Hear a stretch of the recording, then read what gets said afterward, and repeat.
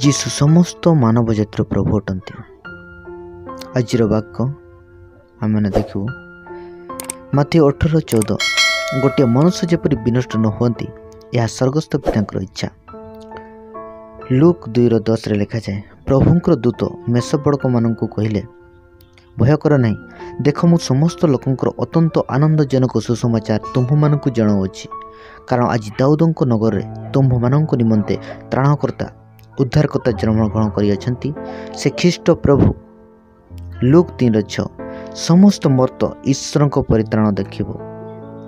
प्रथम तिमोथी 4:10 लिखा जाए, आम्भे माने परिश्रम और प्राणपण करूछु, कारण जो जीवित ईश्वर समस्त मनुष्यंकर विशेषत्व विशेष मानकर त्राणकर्ता ताहांकुठारे आम्भ मानकर भरोसा अछि। रोमियो 5:18 जनकर अपराधर फलस्वरूप जेपरी समस्त मनुष्यों प्रति दंडाज्ञा घटिला, सेहीपरि मध्य जनकर धार्मिकतार कर्मर फलस्वरूप समस्त मनुष्यों प्रति जीवनदायक धार्मिक गणना घटिला।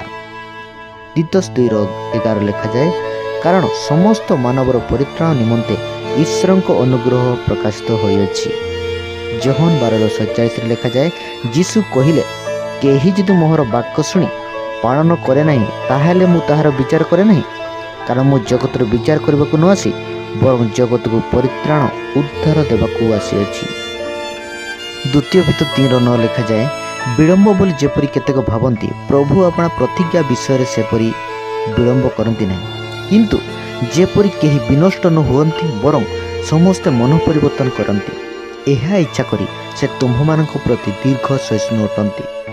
जोहन 12:32 लिखा जाए, मु जदि पृथ्वी ऊर्ध्व को ऊर्ध्व हेबी ताहेले समस्त को अपना निकट को आकर्षण करी।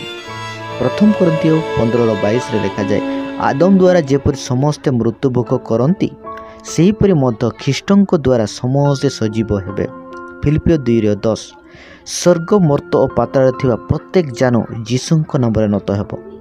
एफिसियो 1:10 लिखा जाए, जेपरी कालर पूर्णता संबंधी ताहांक संकल्प अनुसार स्वर्गरे कि मतरे थिबा समस्त विषय से अपना निमंते ख्रीष्टंक ठारे एकीभूत करिवे। रोमियो 14:11 लिखा जाए, प्रभु कहती, आम्भे जीवित थिबा प्रमाणे प्रत्येक जानो आम्भ छामरे नत हेब आ प्रत्येक जीवा ईश्वरंक प्रशंसा करिवो। प्रथम तिमोथी 2:4 लिखा जाए, समस्त जेपरी परित्राण और सत्य संबंधर ज्ञान प्राप्त हुअंती यह ईश्वरंक इच्छा अटे।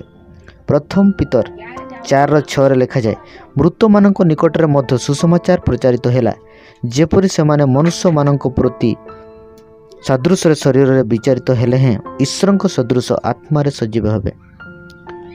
मृत मानक निकटरे मध्य सुसमाचार प्रचारित हैला, जेपरी सेमाने मनुष्य मानक सदृश शरीर रे विचारित हेले हैं ईश्वरंक सदृश आत्मा सजीव हेबे।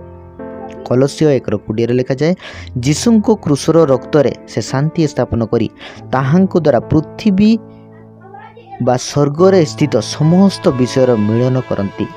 जोहन 1:29 लिखा जाए, जोहन जीशुंको निज पाखक आसुवा देखि कहले, हेई देख ईश्वरंको मेष शावक जे जगतर पाप बही नहीं जानती।